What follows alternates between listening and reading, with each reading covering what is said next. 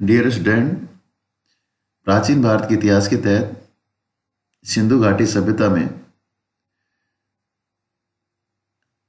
उसकी विशेषता हम देख चुके हैं। कुछ प्रमुख नगरों के बारे में पढ़ चुके हैं।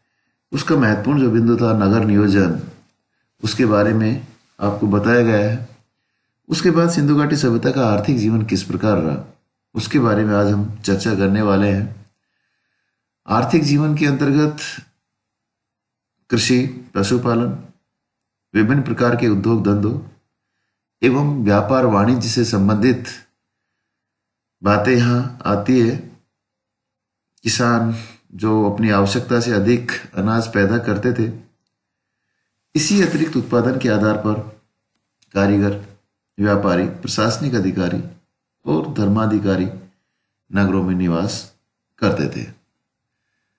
तो ये आर्थिक जीवन किस प्रकार रहा सिंधु घाटी सभ्यता का, किस तरीके से वहां लोग रहते थे, कृषि में क्या क्या उगाते थे, खाद्य पदार्थ उनका कौन सा था, क्या पीते थे, व्यापार राष्ट्रीय और अंतर्राष्ट्रीय स्तर पर किस प्रकार होता था,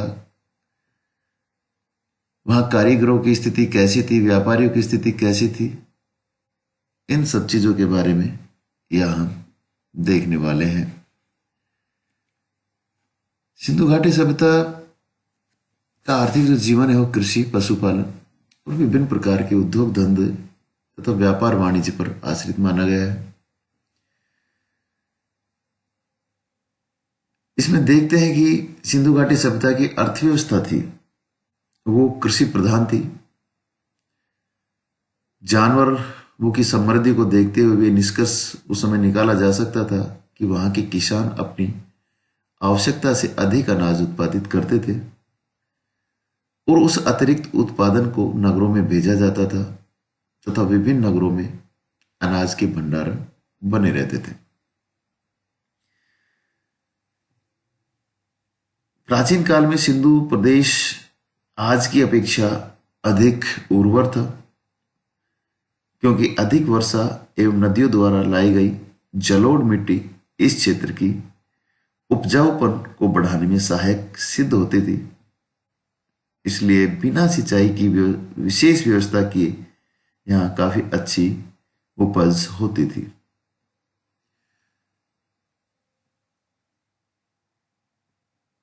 ऐसा अनुमान किया जाता था कि जनता से कर के रूप में जो वसूल किया जाता था अनाज, वो इन्हीं अन्नागारों में यहाँ भंडारित किया जाता था जो नगरों में बने होते थे।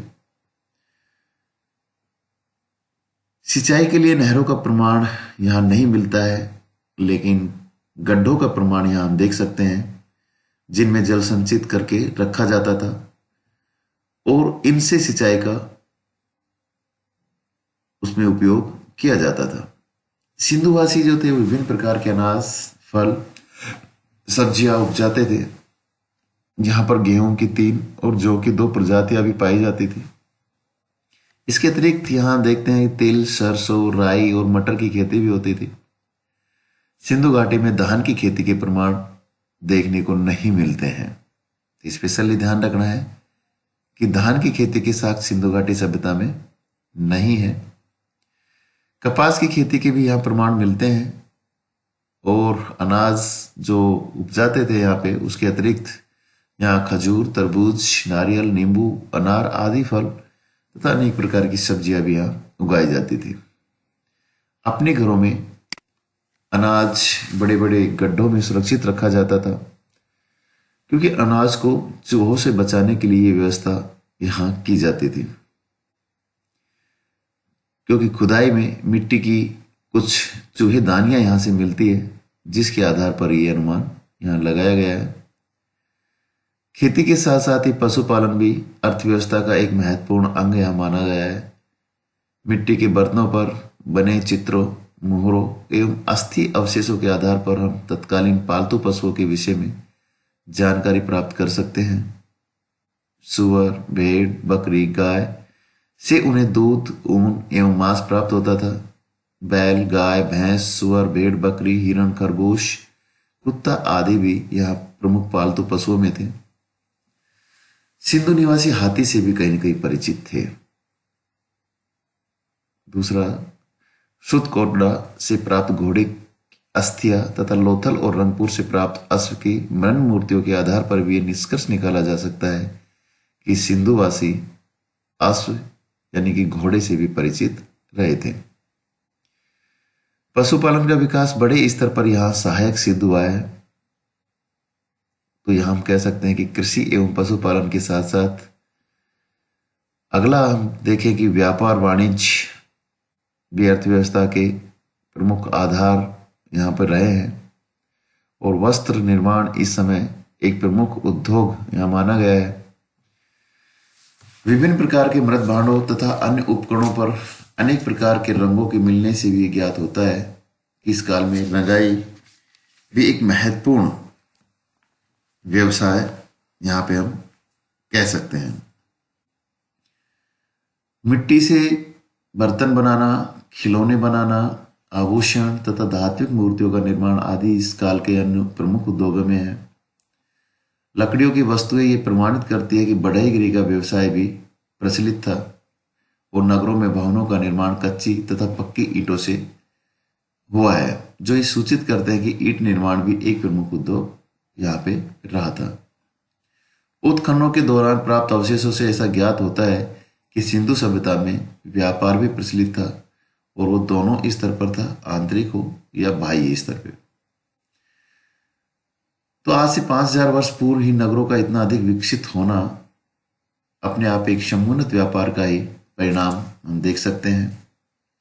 उस समय हड़प्पा और मोहनजोदड़ो दो प्रमुख व्यापारिक केंद्र माने गए हैं। व्यापार जो था मुख्यतः वो जलमार्ग से होता था, परंतु स्थल मार्ग का भी यहाँ उपयोग हम देख सकते हैं। व्यापार वाणिज्य में हम देखते हैं कि उद्योग धंधों में जो कारीगर लगे थे उनको कच्चा माल उपलब्ध कराने के लिए तथा उनके द्वारा तैयार की गई वस्तुओं को बाजार में पहुंचाने के लिए व्यापार का विकास यहाँ होता है। सिंधुवासी भारत के विभिन्न भागों से तथा विदेशों से भी व्यापार करते थे। जो पुरातात्विक अन्वेषण है उसके आधार पर यह अनुमान लगाया जाता है कि सिंधु सभ्यता के व्यापार के प्रमाण हम देख सकते हैं, क्योंकि चांदी जो थी वो ईरान और अफगानिस्तान से मंगाई जाती थी। सोना दक्षिणी भारत के जो मैसूर से मिलता था।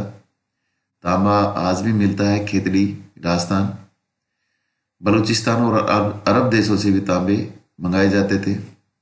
टीन के लिए विख्यात था अफगानिस्तान। ईरान और राजस्थान से भी टीन का कुछ मात्रा में हमें स्रोत मिलते हैं। कुछ अर्ध बहुमूल्य पत्थर जैसे लाजवर्थ, गोमेद, पन्ना एवं मूंगा इत्यादि ये अफगानिस्तान, ईरान, महाराष्ट्र, राजस्थान, कश्मीर से मंगाए जाते थे और इसके बदले में सिंधु निवासी जो थे अपने यहाँ का तैयार माल भेजा करते थे। देखो स्थिति यहाँ पे बिल्कुल उलट है, क्योंकि हम अगर देखें जब अंग्रेज भारत में आते हैं तो वो यहाँ से कच्चा माल लेके जाते हैं और वहाँ से बुना बनाया माल वापस भारत में भेजते हैं, दोहरा शोषण करते हैं। यहाँ स्थिति बिल्कुल उलट है, क्योंकि सिंधुवासी अपने यहाँ से तैयार माल करके वहाँ पे इन अफगानिस्तान, ईरान, अफगानिस्तान इन सभी जगहों पर भेजा करते थे। मेसोपोटामिया, मिस्र तथा मध्य एशिया के साथ सिंधु घाटी का व्यापारिक संबंध था और इसका जो प्रमाण है वो सिंधु सभ्यता में बनी मोहरों के मेसोपोटामिया में मिलने तथा मेसोपोटामिया की मोहरों के सिंधु घाटी में मिलने से मिलता है। सीरिया, ईरान और तुर्कमेनिस्तान में सिंधु सभ्यता की बनी कुछ वस्तुएं भी पाई जाती है। तो इस प्रकार सुमेरियन से प्राप्त एक कपड़े के टुकड़े पर सिंधु घाटी की मोहर लगी पाई गई है।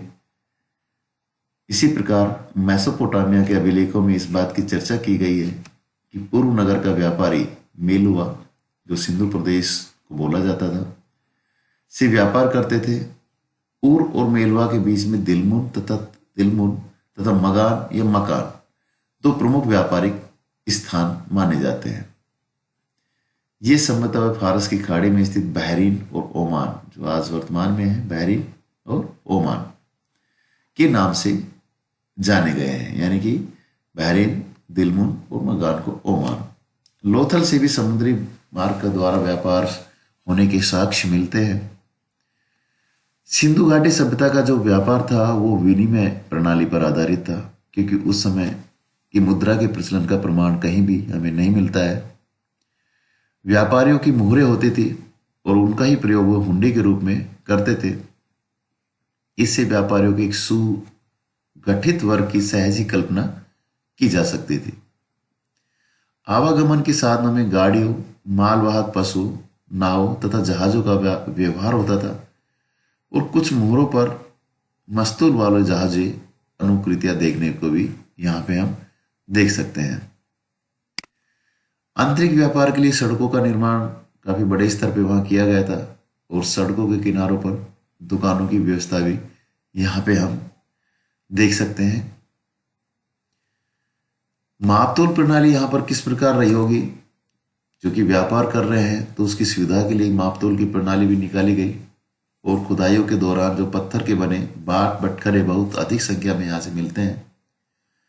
ये विभिन्न आकार, प्रकार और वजन वाले थे और सबसे आश्चर्यजनक बात तो यह है कि विभिन्न स्थलों से प्राप्त होने पर वे इन बाट बटखरों में एक रूपता देखने को मिलती थी, क्योंकि जो तोलने की इकाई के रूप में 16 या उसके गुणक अंक का व्यवहार इसमें किया जाता था। बड़े बाटों का व्यवहार अनाज इत्यादि तोलने के लिए एवं छोटे बाटों का प्रयोग अन्य सामानों को तोलने के लिए किया जाता था। तराजू के पलड़े तथा धातु की बनी पलड़ों और टांगने वाली डंडी भी यहां से मिलती है। मोहनजोदड़ो से सीप का बना एक मापदंड तथा लोथल से हाथी दांत का बना एक पैमाना भी यहाँ पे मिलता है। तो इससे स्पष्ट हो जाता है कि व्यापार की प्रगति के लिए मापतोल प्रणाली, एक निश्चित प्रणाली अपनाई गई थी यहाँ पे।